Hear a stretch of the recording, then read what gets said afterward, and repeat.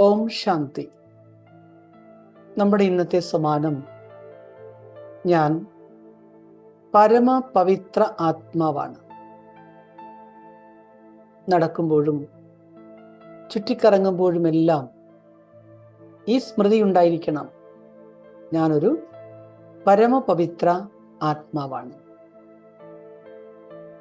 വിശേഷിച്ചും യോഗാഭ്യാസത്തിന്റെ സമയത്ത് അനുഭവം ചെയ്യും.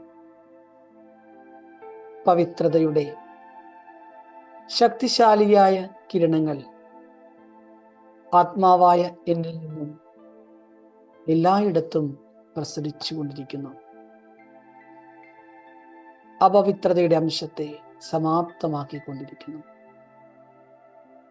ഞാൻ പരമപവിത്ര ആത്മാവാണ്. ഓം ശാന്തി.